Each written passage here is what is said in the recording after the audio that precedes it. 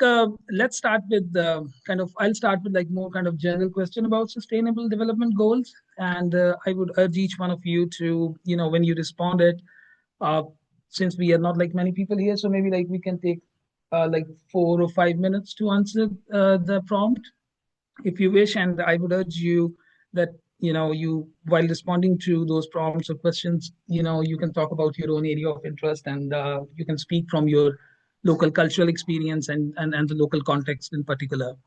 So, to what extent do you think that sustainable development goals privilege Western positivist and quantitative traditions over the indigenous and experimental traditions in the local cultural context in the global South? And how do you think that what counts as a valid in? Come on, is there something wrong with my? I'm sorry. Okay. So, what counts as valid in global development data, and who gets to define it? Yeah, we can start with people on Zoom, and then, of course, so, José. Yes, thank you very much for the question, Aamir. And I think that to a significant extent, as you know, the Sustainable Development Goals do privilege Western positivist and quantitative forms of knowledge, not necessarily because they explicitly reject other epistemologies, but because their authority depends on standardization, comparability, and also statistical legibility. Once development is organized through indicators, what becomes most valuable is what can be counted across countries. Yes, and that trends to elevate forms of knowledge that are already compatible with technocratic governance, for example, official statistics, experts, taxonomies, survey instruments, and also data infrastructures designed for aggregation. But by contrast, indigenous, communal, feminist, and experimental tradition often produce knowledge in ways that are relational rather than atomized, oral rather than easily codified, and territorially grounded rather than universally scalable. So the problem is not only exclusion, it is epistemic translation. These traditions are often recognized only to the extent that they can be reformulated into categories legible to global institutions. So, what counts as valid in global development data then is usually what can be rendered measurable, comparable, and policy actionable within pre-existing statistical frameworks. But validity is, as you know, tied less to the fullness of lived reality than to methodological commensurability. That means indicators do not simply record the world. They actively define the boundaries of what the world is allowed to look like for governance purpose. And who decides? Formally states, United Nations bodies, National Statistic Office, and expert groups. But in practice, the authority to decide what is measurable has been concentrated in institutions and epistemic communities that already dominate the production of global knowledge. The result is an unequal politics of measurement in which the global south is often invited to supply data, but less often empowered to really define the categories through which its realities are interpreted. So the deeper issue here, colleagues, is not simply whether indigenous or experimental knowledge is included, yes, but whether those who live these realities have real power to define what should count as knowledge in the first place. So this is my first answer. Thank you, Aamir.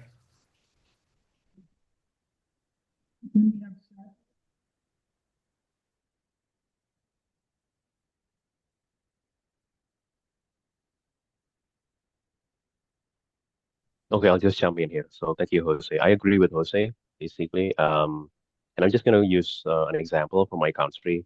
So currently, for my dissertation, I'm researching youth violence in my people. So we have Indonesia has a lot of tribes and ethnicities. But then in my people, my ethnic people, we have this rampant case of youth violence where these young people they just keep basically hurting each other. They have school gang violence among them.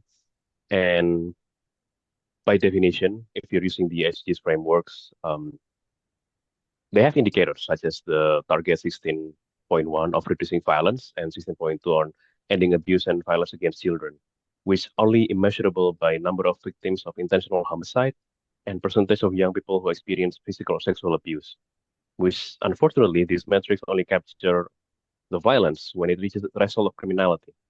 So if it doesn't reach that threshold, it wouldn't be considered as something worth for discussion.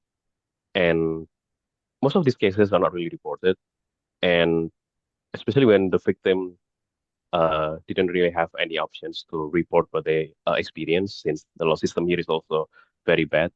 So what remains invisible is the normalization of violence within peer groups, which is again is not really captured by the standards of SDGs.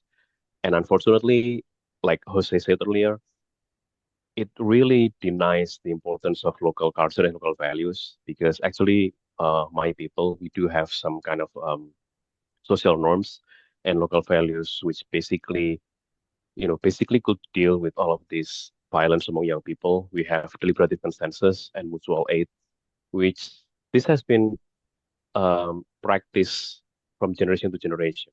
And since it's not quantifiable, it's immeasurable, then whenever we succeeded to deal with a few cases of youth violence, the SDGs, the goals number 3, especially for the youth violence, it wouldn't be considered as something successful. And you can see how the hierarchy of epistemic understanding of how we're supposed to deal with a certain health issue is only defined by what uh, those people out there in the global north set the standards using the top-down system. They don't really hear about what the global south has to do, has something to say, or has something to do with how they deal with their own issues. And I've been trying to work this up, and I believe that other countries from global south have similar approach, and we can learn from each other basically on how to deal with such issues. And not that I'm trying to say that the SDGs are not necessary, but they could use some of the input from the global south who has this better experience of local cultures and norms. Thank you. Thanks, Sutton. Jose, I agree with both my colleagues in terms of what they've shared so far. To add my 2 cents to it, I would say that as good as the SDGs are in terms of producing a standard by which we as a globe, through a global governor, can have something to work towards, it still reproduces and produces this hierarchy of knowledge and continues, I would say, to reinforce Western development norms at the risk of sometimes excluding and isolating Indigenous and feminist inquiry and knowledge as well. So I think that when you still have this quantitative, state-produced, and as Jose said, technocratic knowledge, that often sits at the top because that is seen as the model. And Indigenous, feminist, or experimental knowledge is often on the margins or in the periphery. I think that then continues to set up this market economic structure that is based on these linear processes. And as a person from the global south, I don't think we do anything in a linear fashion because of so many things that are around, like different technical indicators. And when other indicators like power, in terms of even the ways in which we describe ourselves, right? It used to be developed and now developing. or first world versus third world. And now we're working with new terminology, the global north versus the global south. Even those hierarchies continue to obscure the actual pieces behind it, which is power. One that these developing countries and global north countries once took from the global south in terms of historically and colonially. Most of us, maybe on this panel, are from places that were colonized by these countries and were not necessarily a part of the creation of the global governor now, which is the UN, who created this sustainable development goal. So we risk and continue to risk this catching up type knowledge-based system that is deep in positivist knowledge acquiring ways, right? To say, here is how you do things, here is how you produce things, here is how you measure this metric of development. And if you don't hit here, you're not civilized, you're not developed, etc. So I think this structure reflects and reinforces, as I said before, these Western norms, and frame them sort of like from a development standpoint as a universal pathway and like standardized, which I mean, even in my country, I'm from Jamaica, like nothing is linear for us. So as a result, the SDGs tend to reproduce these modern, civilized logics and prioritize these times and forms of knowledges because they align with, or technically because they align with the hard science or some form of science like econ, policy metrics, or sciences in order to legitimate countries and states, etc. So all that to say, even though the SDGs create this illusion of no one being left behind, right? If you hit these metrics, you will, somehow acquire the process of moving towards development and I'm using development sense, this still continues to create hierarchies where Western states and knowledge that is quantifiable is prioritized, and indigenous feminist languages, etc., are remaining on the periphery, which limits the transformative potential of the SDGs. That's my response to that. Thank you. Yeah, thank you. Before I would just like to just Aamir, you're sounding muffled. We can't hear you. I'll just. So I'm just saying that before I invite others to respond to this prompt, I just want to add that we talk about these hierarchies and how this kind of quantitative tradition that privilege the global north. So are we in the global south creating spaces to discuss that? Because like I come from the global south, and I was in academia. Mostly, if we have some conferences on sustainable development goals, so probably everybody would be struggling to meet the goals instead of like criticizing it. So like generally responding to this prompt, I would also request others to also think that are we creating that space in the global south to discuss sustainable development goals critically? And now, Dr. Obare. Thank you so much, Aamir. Guys on Zoom, can you hear me? Yeah, so what I could say is that sustainable development goals play a crucial role to just help us, like countries around the world to achieve a certain objective. They have like good intention. We cannot deny that. And so the thing is just how to integrate other forms of knowledge so that, they can help us to achieve them. So for me, I come from the school of thought that every knowledge base is valid, as my colleagues have said. So the problem is, as constructed with the current sustainable development goals, especially talking from an environmental sector, is that the measurements as a way or the way of analysis, try to our indigenous knowledge are very hard to measure, to say this is successful or this is not successful. Especially from my studies, for example, or on wildlife institutions, I found that a lot of community livelihood, cultural livelihood are not integrated into governance system. So in as much as those sustainable development goals come from that background, that indigenous knowledge are not like valid.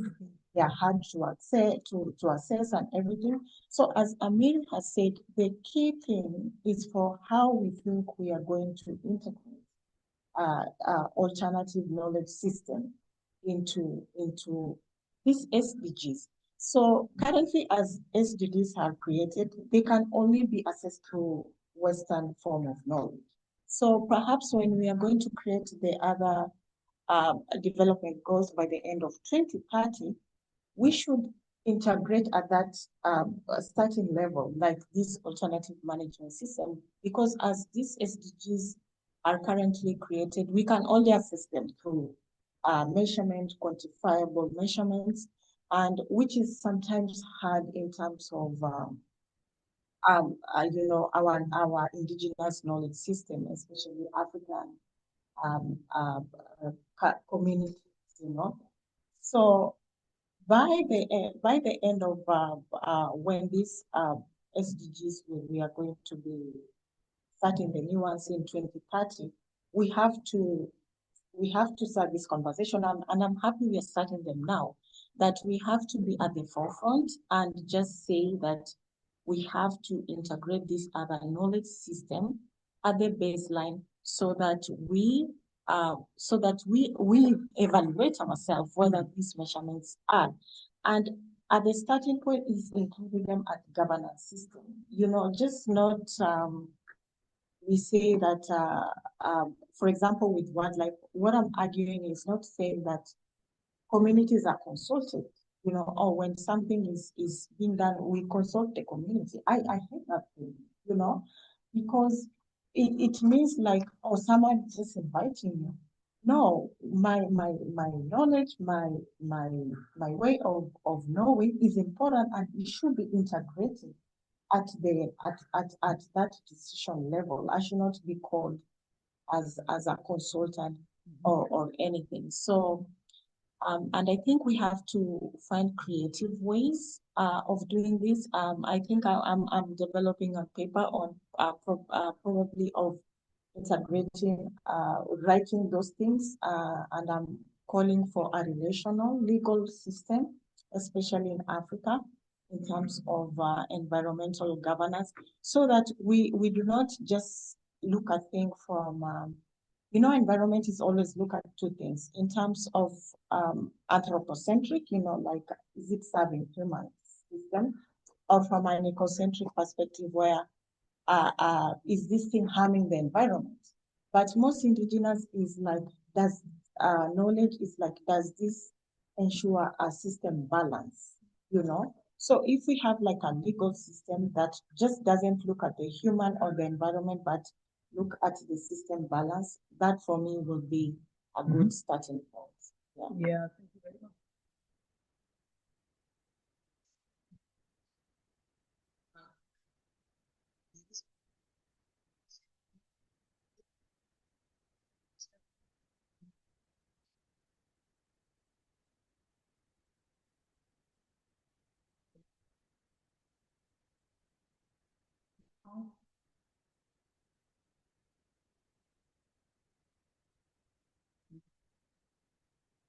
Yeah. So how we like it the demo, how we have a say.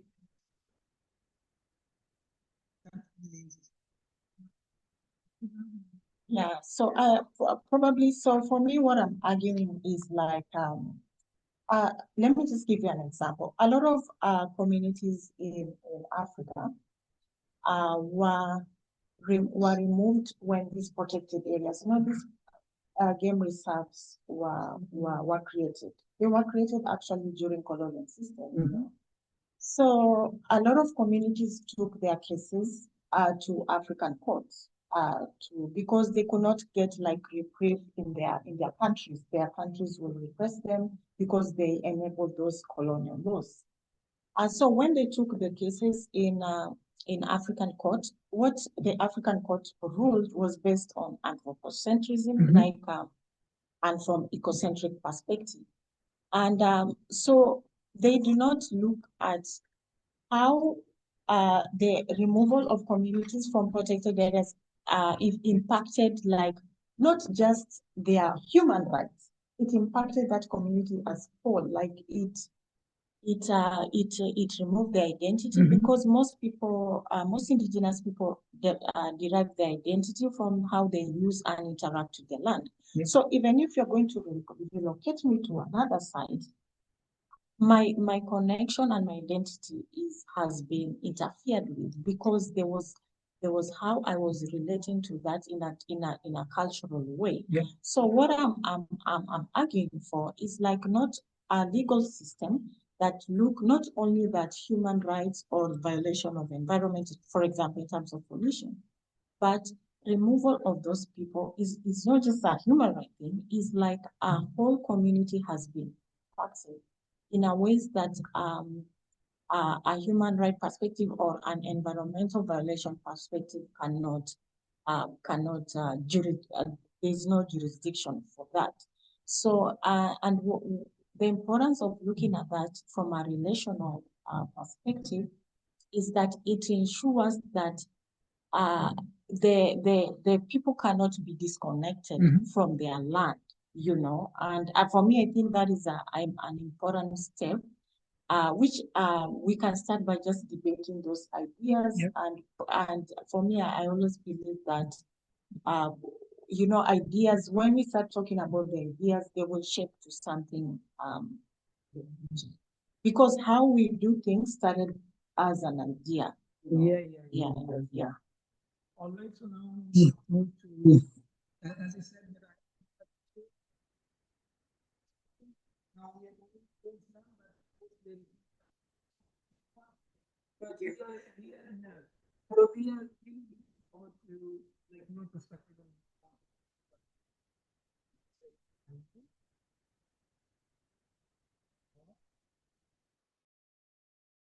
So no pressure, but the camera is directly on you.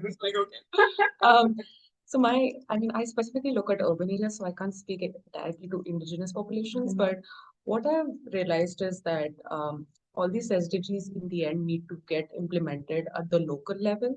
And if they are getting implemented at the local level, it's really important to have conversation with the local population. So for example, in my experience, if you're trying to implement SDGs at a city level, you need to make sure that the city cultural context and the societal problems are being taken into consideration. And then there are local level indicators that are being created, which are in line with the city's culture. So this can be different from like big cities to small cities to like newly urbanizing cities.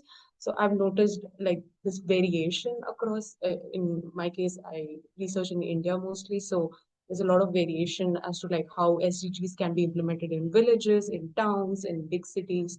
So I think I was just, when you guys were talking about this, it just reminded me of the importance of local and how that might be a way to actually make this argument about why indigenous knowledge is important. Because if you want to implement SDGs, you at a local level, then you need to consult.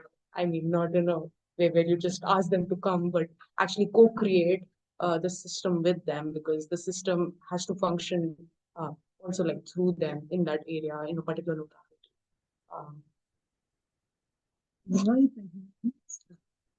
Sure, I'll make a small contribution.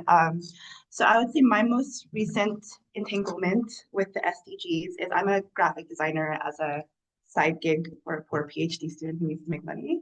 And a lot of the organizations that I work with are in different places in the global south.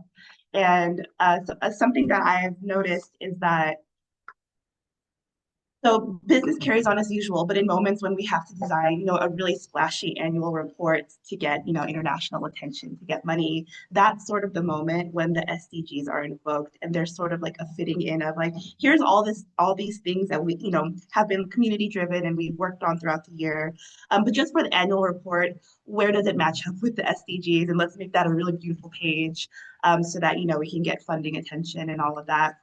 And so it's this idea of just like for a very short moment in time, like turning the international funder gaze, through that positivist framework to like, validate some of the work. And certainly I would say most of the really great work done by these organizations does not really fit into the metrics that are being demanded by the SDGs, but it's kind of, that's what we do for the annual report.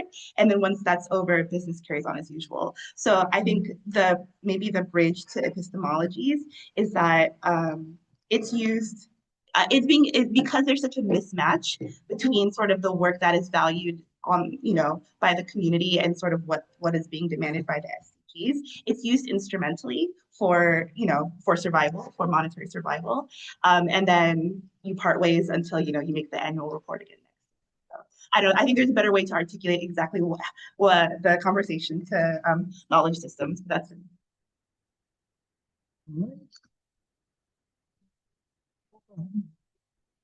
Oh, no, actually, you were right. I think for me it's interesting because I remember when we had the MDGs before we got the SDGs, and there's some experiments they did in Kenya. They had the Millennium Development villages, and Jeffrey Sachs was really pro these villages, and of course, there was the rebuttal to that. Esther Duflo and the Nobel Prize. Yes, they have the JLab, I think, at MIT. Yeah, right, and showing that the ways in which they were assessing the villages was not in consideration of what was happening. This is a kind of a policy, and going beyond that. Life is not. I think, as I mentioned at the beginning about like boundaries, using those boundaries, and I see that as well in terms of SDGs. And we're working on a project with someone from a different discipline in civil engineering who's really focused on SDGs and the kind of ways that SDGs disciplines formulate kind of research we want to carry out, the work we want to do, so they can be legible from what we imagine the SDGs want to see. So rather than seeing what's happening, but also making us shape the ways that we see the world. We use SDGs lenses to see the world, and I think in terms of hierarchies of knowledge, so they colonize us, or they impose themselves on us before even we go to do the work, rather than the other way of understanding what's happening. Because when I'm in my community and when I'm home, I'm not thinking about SDGs. I'm thinking about how am I going to grow my coffee? How am I going to get lives of growing? I'm going to pay school fees, and then I do activities. So I think everyday life of the community, the SDGs come as and the NGOs are involved in this work as well. They're the most affected, those who have to deal with those concerns. And I see, I was looking at how do they actually collect this data that becomes read as country X is performing in this way, in certain measurements. And the collection of data is again based on certain assumptions, randomized, and therefore randomized data collection will give you a picture of what's really happening. But I've never really encountered or seen people collect that data. Of course, you can't collect like everyone. So I think there are many limitations in terms of rendering life legible to the level that even have a conversation is talking about mentioned about invitation is not enough. It should be more active, bottom up approach. But even that, then what are the possibilities of having such a global program? And you very well know that the moment, as much as they involve on the world, um, is still stuck in this idea of one size fits all as much as it claims it doesn't, because uh, the world, I think, is too complex, and perhaps we can borrow something from say, urban planning. The way we define urbanization differs in different parts of the world, and so if we can have ways of finding how people find um, the quality of life, because I'm not a fan of the idea of development, the school of alternatives to development by government is really work within ideas that have come with capitalist exploitation. And so I appreciate the work that's being done on alternatives to development. When you think outside of that box, it seems sustainable development is again being drawn to think within the same box under different terms. So I think if you can find ways of empowering communities and creating a platform that has to deal with the challenges of multiplicity of knowledges, then I think that we could be celebrating. Yeah. Brought this up.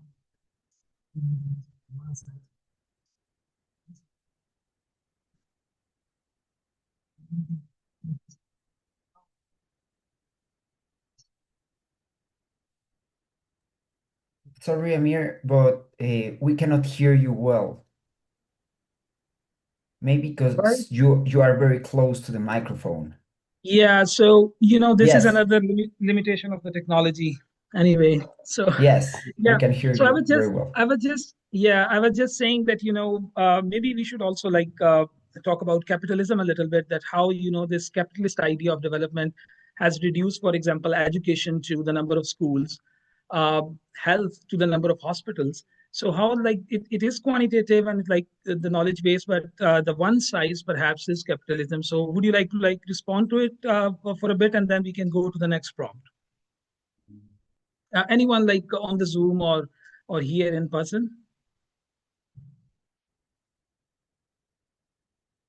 Maybe I can answer in connection with what we are talking about, the reproducing on or challenging dominant logics. Yes, because I think that most of us agree that at least in Latin America, but I think also in Africa or in Asia, because Krystal is from Jamaica, Satwika is from Indonesia, Dermmillah is from Nigeria, and you, Aamir, from Pakistan, right? So as you can see, all of us, India. So all of us came from different places around the world. But in from my point of view, in Latin America, SDGs agenda often reproduce state-centric, capitalist, patriarchal, and even neocolonial logics when they translate sustainability into management plans, targets, and quick measurable outputs. So, for example, I don't know if you have already heard about the Ecuadorian experience with Buen Vivir. I don't know if you have already heard about Buen Vivir. Buen Vivir, I think it's a very nice example, a very instructive example, because once incorporated this kind of knowledge into state planning, it was recoded into objectives, indicators, and short-term performance logistics, and could even coexist with extractivist policies financed by oil and mining in the case of the Ecuador. And something similar can happen in Mexico, because Mexico, I don't know if you know, but Mexico, as the United States, is divided into different states. United States is divided into 50 states. Mexico is divided into 32 states, and one of them is Oaxaca.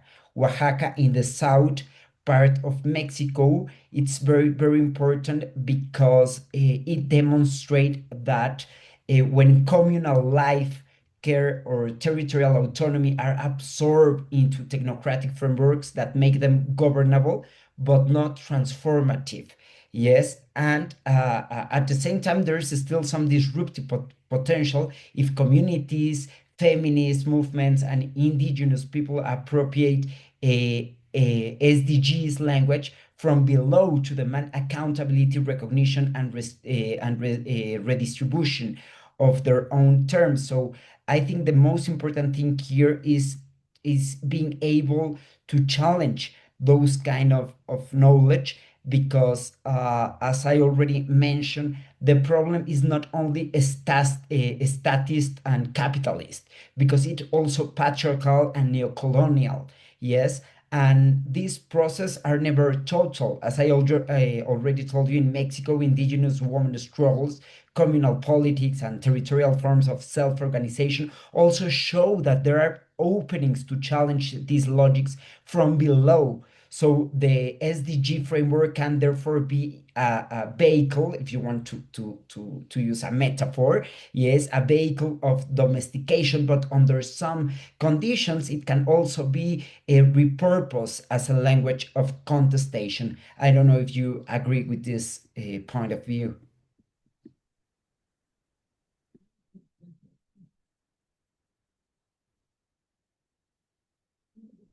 Cities. So SDG 11 is on cities. 11.1 specifically says that you need to upgrade all slums and provide affordable housing to like poor communities. But the way it's done in like countries like India is through violent evictions, where it's this narrative of sanitizing cities, making them clean, clearing off slums very violently, like burning down the slums often, without really providing them with proper rehabilitation, which takes a very long and arduous process. And even if they are provided like affordable housing, it's in the outskirts of the city, or the housing project is built next to the city's dump yard. Like it's built in hazardous conditions than where they were living in before. So that just shows that this idea of modernity is just to sanitize cities and not necessarily to help people who are already vulnerable. So in a way, it kind of hierarchically reinforces inequality, I feel like, through the process of building housing for urban poor. And this is a widely like studied case study, even in like other countries. I know that affordable housing projects and the way they are implemented are often just like reinforcing inequalities for them. I think that connects back to the idea of capitalism and modernity and how that's being implemented, especially in cities. Yeah.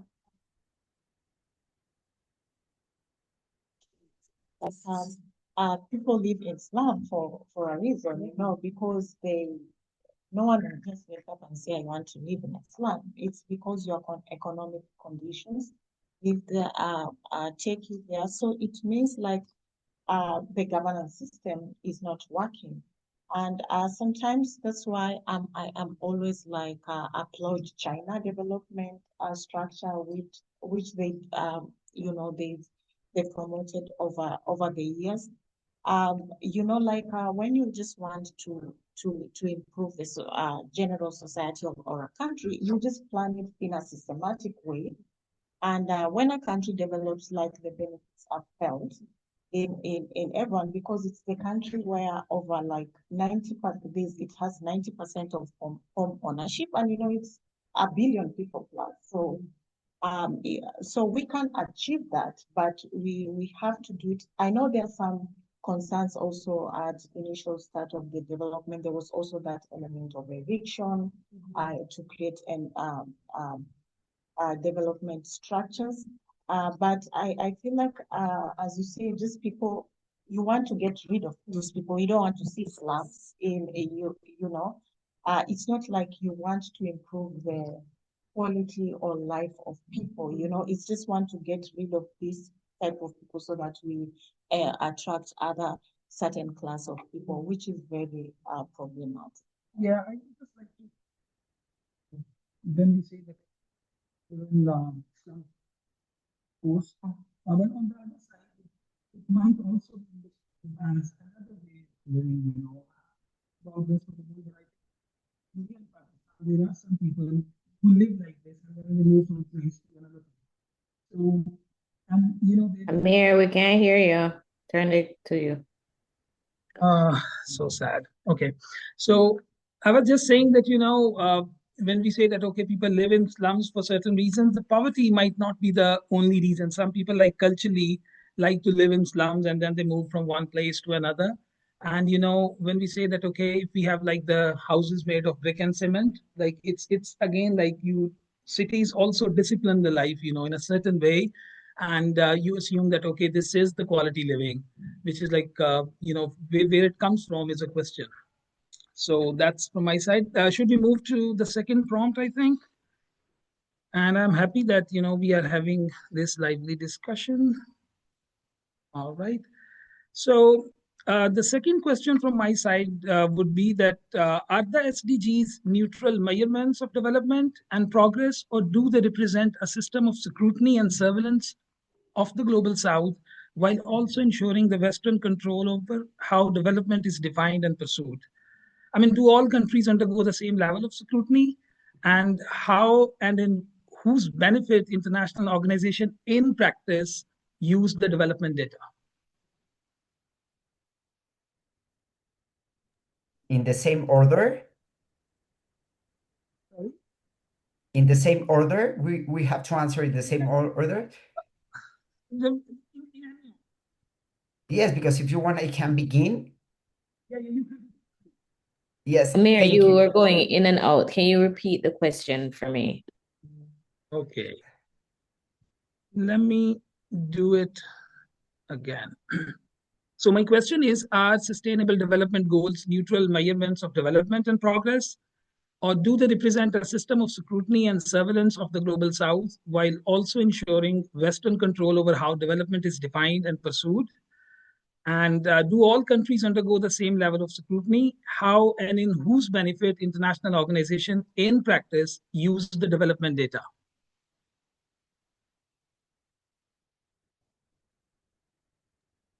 So you can go. Okay, so if you want, I can begin. Yes? Okay, so first of all, I want to apologize for confusing my colleagues' nationalities.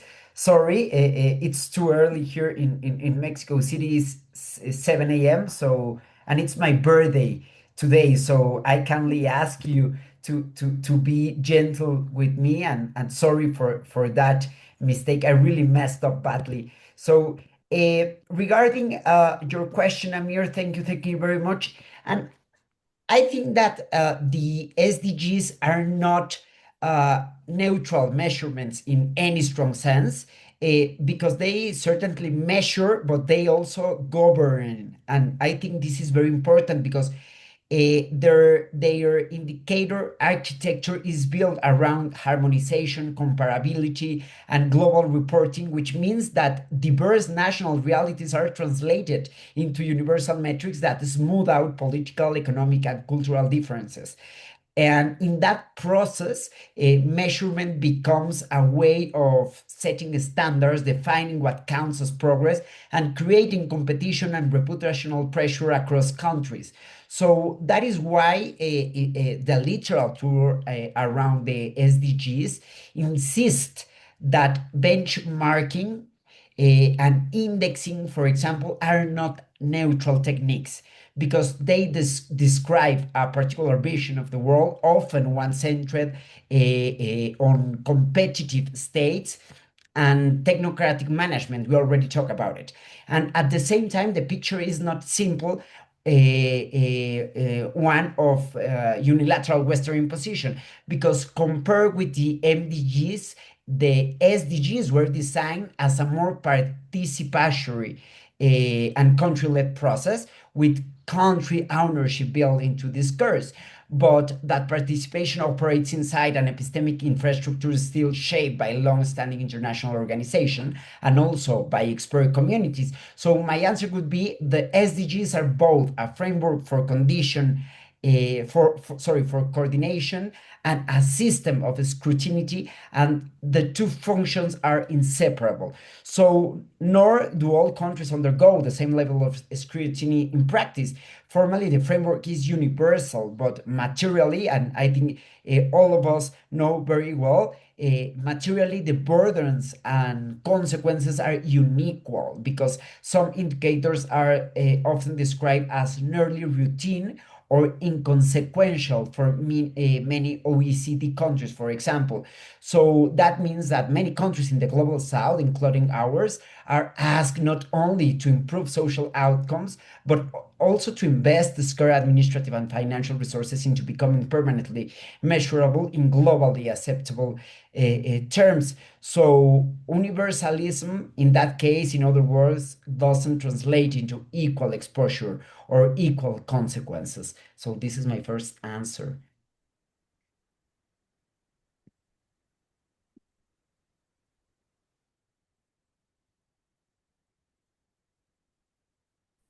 Yeah, I agree with Jose, which, by the way, happy birthday, Jose.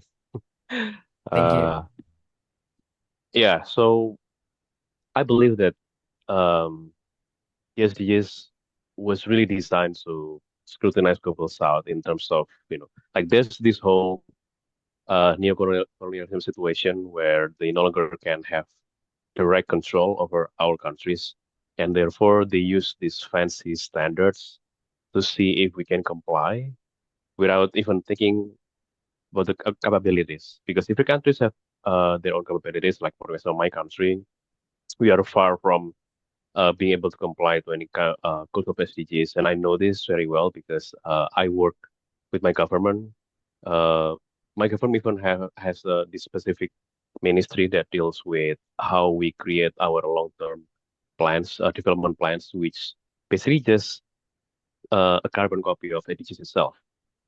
So everything was SDGs oriented. And my work with my government was mostly to see if the state-owned enterprises can really comply with, in all of their operations, especially in terms of um, running their corporate social responsibility. All of those things have to refer to SDGs and the goals. And the scrutinize begins in the central government, to local government, and then to these enterprises, and then to the people eventually.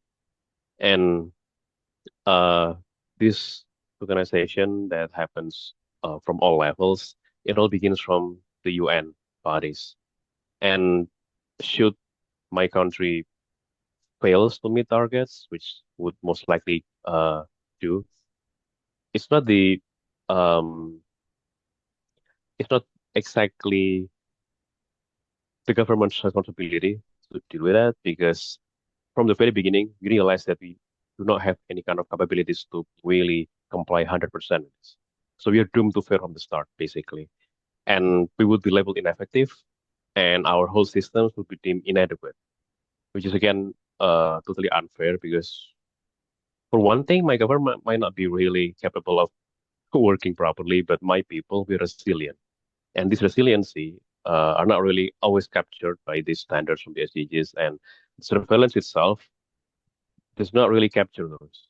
And uh, these are all very data driven, the scrutinization, and ultimately it will influence the donor funding decisions. Like we really rely heavily on donors to run our programs, and these donors will also scrutinize us based on whether we can really uh, measure up to what the SDGs asks us to do. So once we fail again, because we're doomed to fail to comply to SDGs, we would lose the fundings, and once we lose the fundings, we will even less capable of measure up to the SDGs or of the goals. So you can see this scrutinization creating a whole cycle, a never-ending cycle that eventually we will no longer be able to reach any goals at all, even though technically we are still doing fine. But then the global north countries who design this scrutinization will doom us to be inadequate and ineffective. Yeah. Thank you.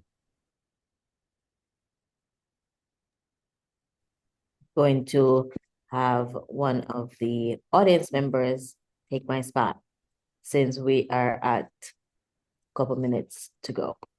And I know we tend to get a little winded, so I'm opting for in person to share their thoughts. Anyone?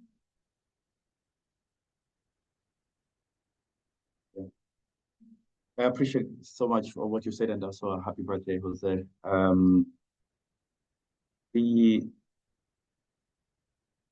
There's work by a Chan called Kicking Away the Ladder and coming to this point of surveillance. And it's interesting how the classification of the ideas of development, who's developed, who's not developed, also gets tied into trade relations and other kind of state-to-state relations.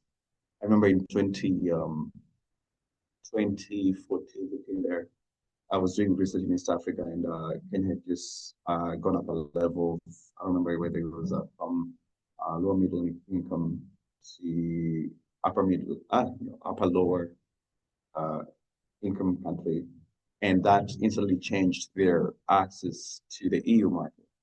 But since they were in the East African community, so they were figuring out how to ensure that Kenya is moved from those excluded from the tax duties that your exports. So Kenya negotiated, and they needed support of tax. As you was difficult that, but eventually they managed.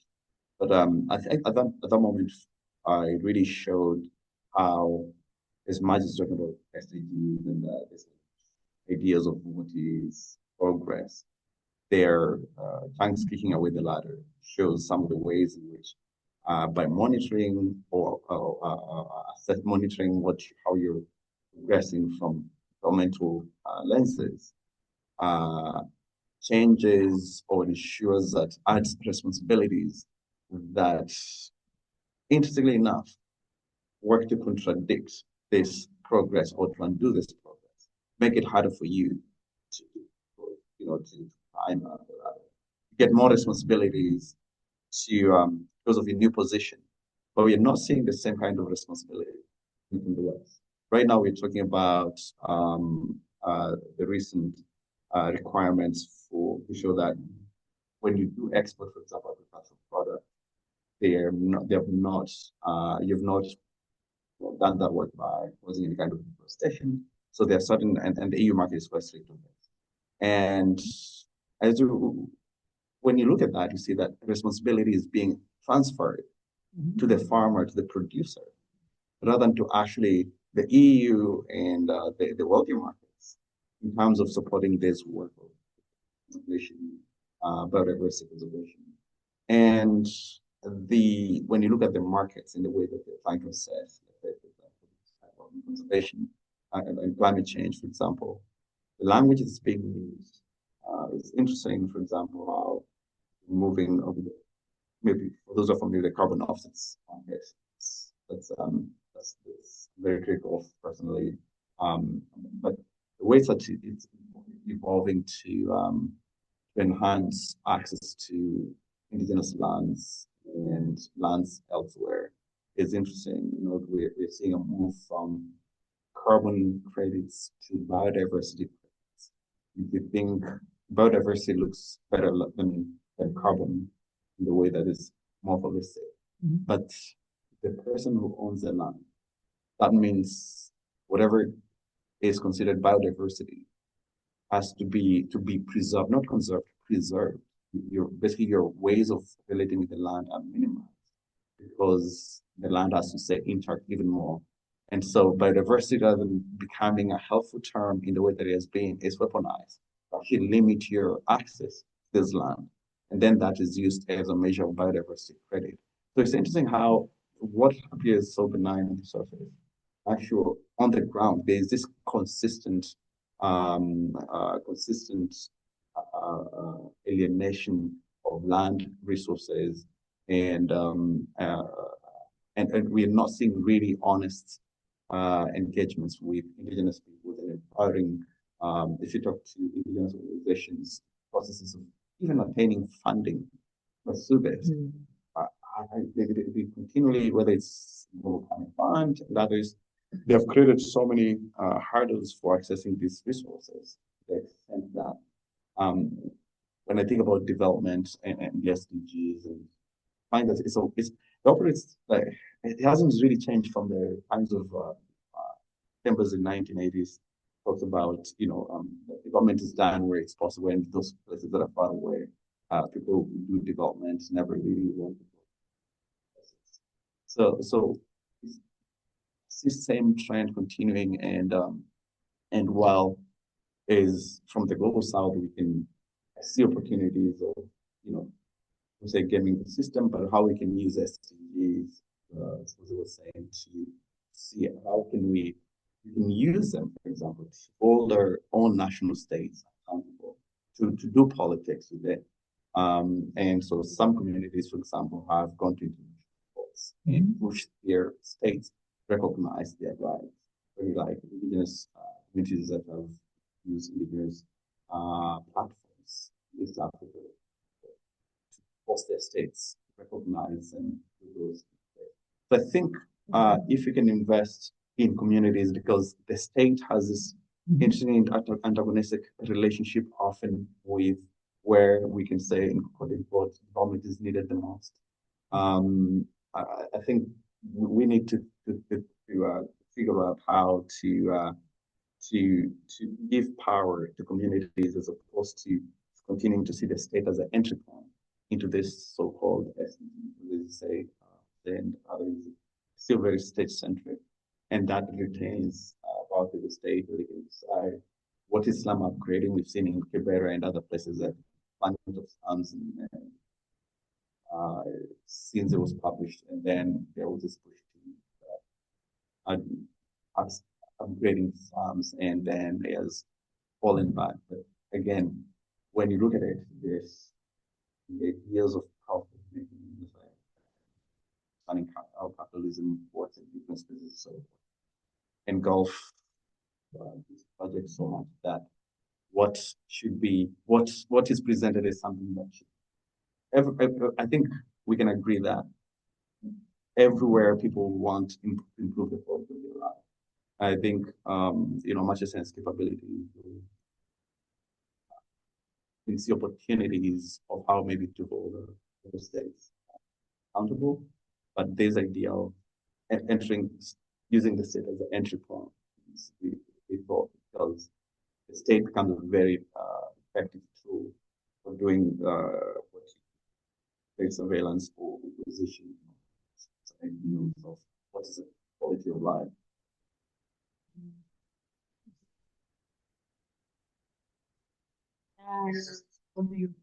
Yes, when you say that the carbon credits, nothing irritates me like those things, because they actually do nothing. It's just like to give license someone to continue to use.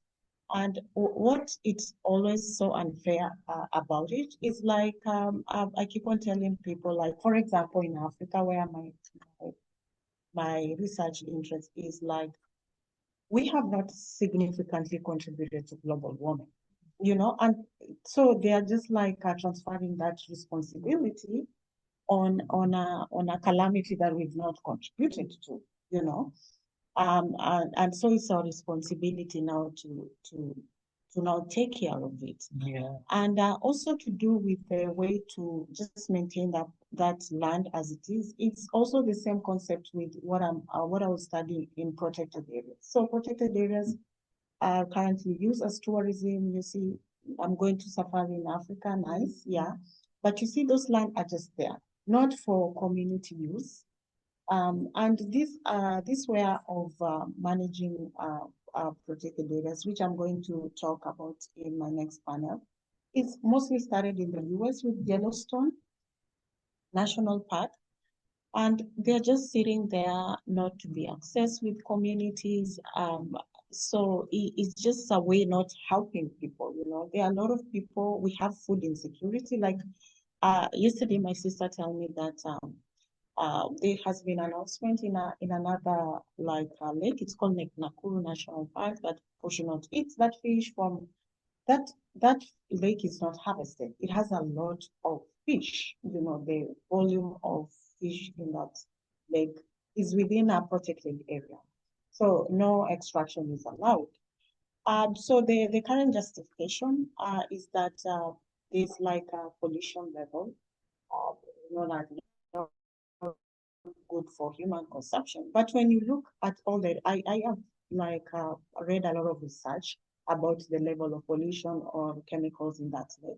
It's not different from where people eat a lot of fish, for example, in Lake Victoria. So there's no difference within the WHO limits. So for me, that is, there's a lot of food insecurity in Kenya, and that could be a way to just like alleviate people food, it's a source of protein and everything. So it's just be used, that area is just used for people to come and see, not for the benefit of communities, surrounding communities in Nakuru where they can go fish and are living. So it's just there, and which is unfortunate. So I just wanted to respond that. So the carbon credit, when you look at it, it's also like, is this the same way as protected areas? Just put your land there for no use, and it perpetuates poverty because it creates land scarcity. You can't use your land. Yeah. Yeah.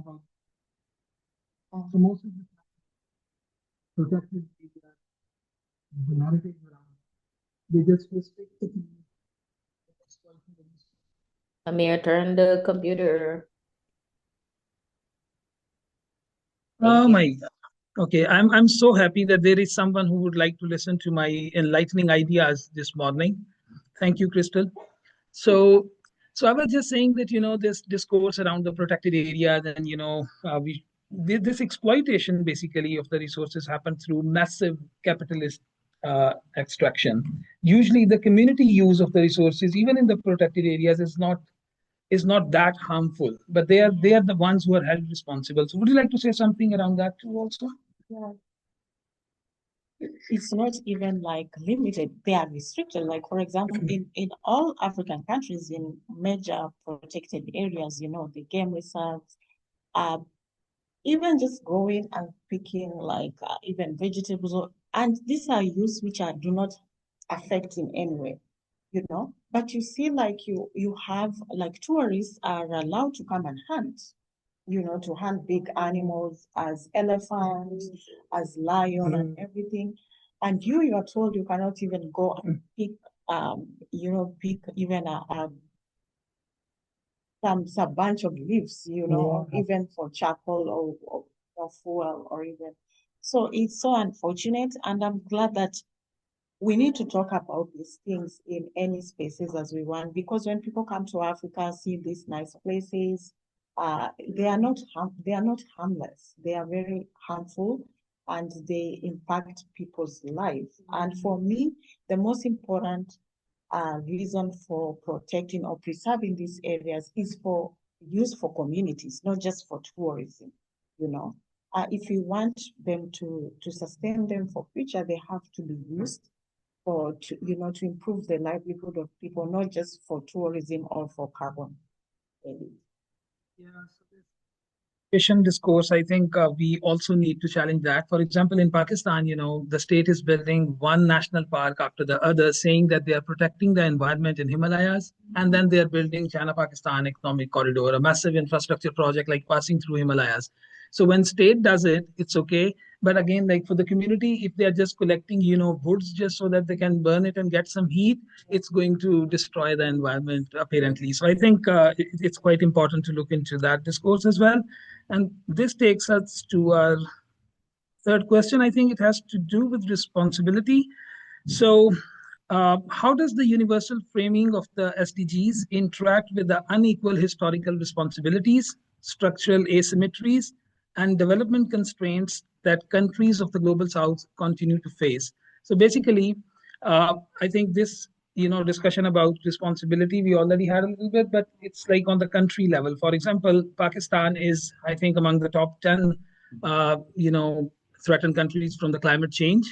We face like a lot of music there, but Pakistan does not contribute much to this global greenhouse gases. So how do you think that the responsibility is kind of distributed at the national level, among the global South and global North countries?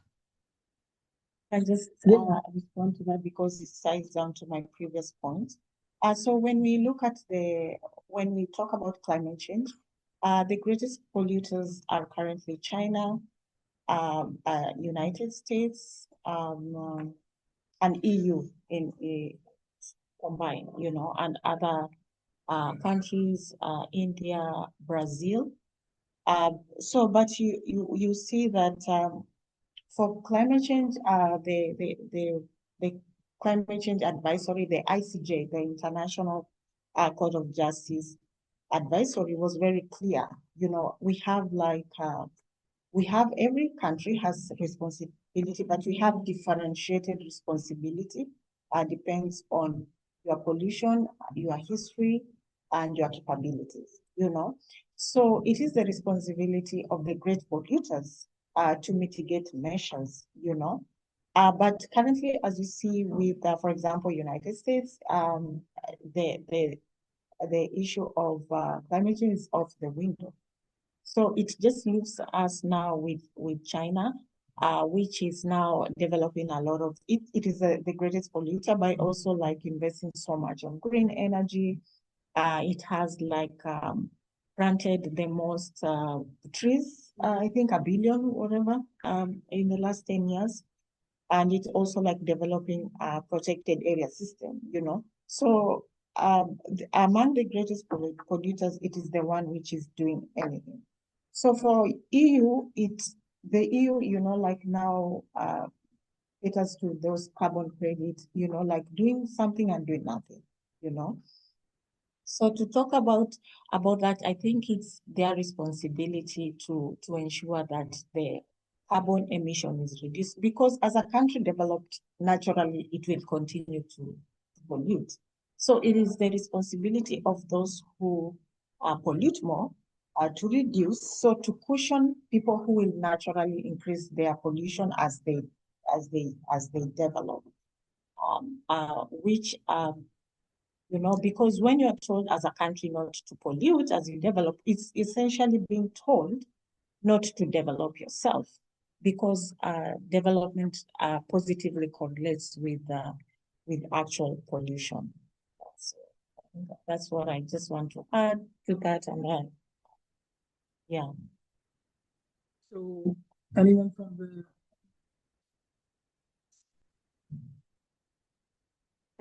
the online folks likes to go next? I think now I am audible.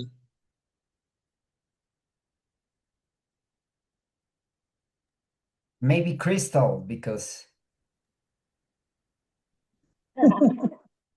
Yes, Krystal, please. Sure. So I'm going to always talk about power and power dynamics, because I think it's essential that we always keep power at the forefront of all these conversations, even when we talk about the SDGs, specifically because how they were created, and as a previous question shared regarding surveillance being specifically more a product or scrutiny of the global South. So those tensions, I believe, exist in a place where, though the SDGs seem universal, right, and they are good indicators for development, etc., and good goals to work towards, they still produce, as I have said before, general, structural, and systemic inequalities, because they continue to frame this aspiration of inclusivity through this lens that everybody is equal. But if we are honest with each other, it's just a illusion of equality. And as you said, Aamir, there are so many vulnerable global North countries, as global South countries, in terms of climate change, if we're talking about climate change, who produce very little greenhouse gases or emissions, but are expected to contribute in the same ways as larger countries who are doing a majority of the production and creating more emissions, etc. So this universal framing that presents all countries with one vote, equally responsible for achieving these shared goals I mean, I feel like today I've been such a negative Nancy, has been historically unequal in terms of the shared responsibility. And this continues to, I would say, perpetuate these inequality because high income countries have contributed so much more to the issues of climate change. And the global South countries and low income countries have not done so. And so I don't know, in the US, there's this thing called bootstraps. Like you have to pull yourself up by the bootstraps. And it's like, oh, well, you're a sovereign nation, so you have to like contribute like the rest of us, when in reality, that is not what's sustainable for the development of the global South, and continues to flatten these distinctions that have been historically driven by, as you said before, capitalism, environmental degradation, capital, and also exploitation. So at the same time, though the SDGs operate as this system, right, there are always structural inequities at play, and continue to perpetuate unequal access to financing, to technological developments, and political influence. Because even though the UN and by extension the SDGs are a one country, one vote type thing, we know that some votes carry heavier and influence is a big thing. So countries in the global South are often asked to meet these ambitious and lofty goals, right? All while navigating exuberant debt burdens, right? Lending that's conditional, right? Trade dependency, and these limited fiscal and financial spaces that limit the ability of these countries to pursue any other models of development that are more appropriate and more justice and indigenously oriented. And I think about Jamaica, for instance, when I was in our PhD program and we were doing gender and human security, a video that was shown by one of our professors was of our former prime minister, well, multiple formers ago, and he was talking about the IMF in terms of when he borrowed money from the IMF back in the 80s. He was told he wanted to use the monies for something, right? He wanted to like build more basic schools, to have more basic universal education. He wanted to do loans to people for them to start small businesses, etc., etc. But the IMF and the World Bank said, no, this is what we want you to put the money towards, right? And for him, in the video, it was an old documentary, and he was saying, here is it that I, as the prime minister of this country, we're coming out of like one of our most politically devastating, violent times. And in order to get us back on track, we need to invest in, and one of them was like helping the country to get up to the reading levels of the world. And he wanted to do programs around reading, skill development, and that's what he wanted the money to go towards. And they're like, no, what you need to put the money towards is free zones. We want you to build these economic free zones so that global North countries or other countries can come and invest in Jamaica. And this is what, if you want the money, this is what you're gonna have to do. And that had a huge impact on us, because even though the free zones, like at one point, maybe in the 90s when I was in primary school, there was a lot of people work there. Now in the 2000s, like all those people have been laid off. Like the number of people who work there now are not there.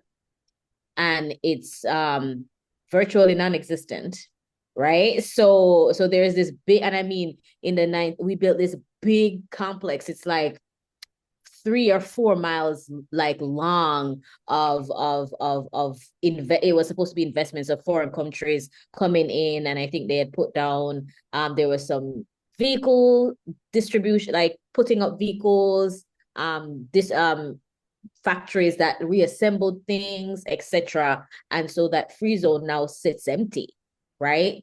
And I look, and like it's in the downtown area. And so when I drive past that, and close to the sea, close to the port. And when I drive past that every time, I remember as a kid, I would see so many women, obviously, because women have often been the people who work in these low paid jobs, who are coming out of the free zones in droves, right? And so many of them. And I remember thinking when I grew up, I want to work there because I knew that that was where the international people were and they made very good money. And now those factories are empty. So, and he knew, right, in terms of what his country needed. He knew that we needed, at the time, back in the 80s, we needed to focus on like literacy rate and getting the population to be at least 90% literate, and to invest in small businesses and stuff like that. And was told, right, because of these lofty goals, now that this is what you need to do in order to count as being developed, etc. And I think those implications, especially for these universal metrics that talk about, equality and universality, doesn't always work, and oftentimes profits or benefits the global north over the global south in terms of what is it that they need in their indigenous knowledge systems to make themselves better. So that's my take on it.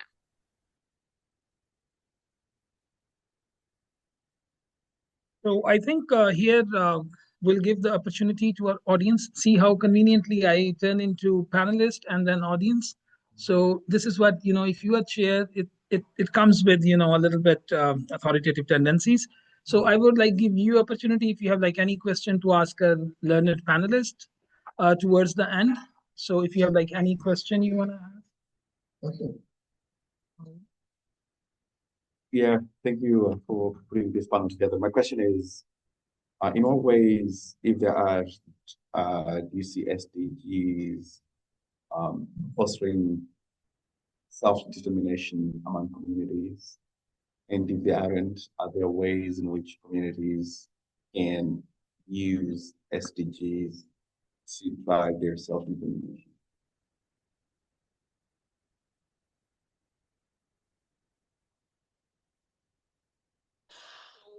Anyone?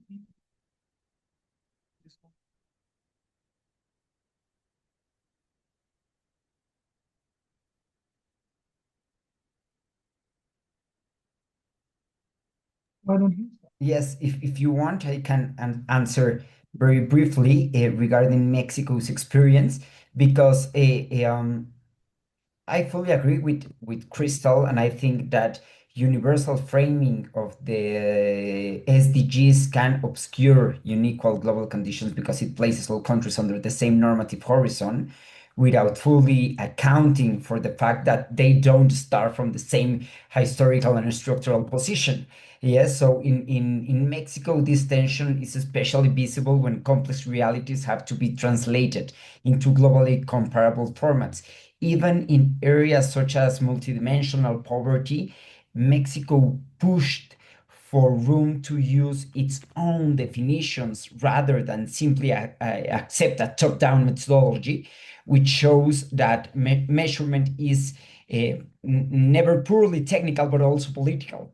Yes. And something similar happens in Oaxaca. I already told you about Oaxaca, where communal life and indigenous self-determination are organized around territory, reciprocity, service, and collective obligations, forms of life that are difficult to capture, yes, through standardized indicators. So the pressure on the Global South is not only to meet universal targets, but also to make deeply situated realities legible in categories designed elsewhere. So I think this is a very important matter that we have to take into consideration when we are trying to explain the tensions between this universality with local realities, for example. I think José has captured it very comprehensive.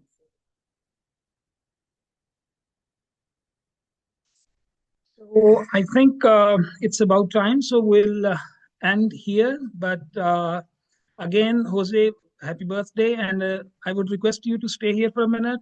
We are trying to have like a picture together. And then I'm also requesting, our panelists here in person to share their email so that we can stay in touch afterwards.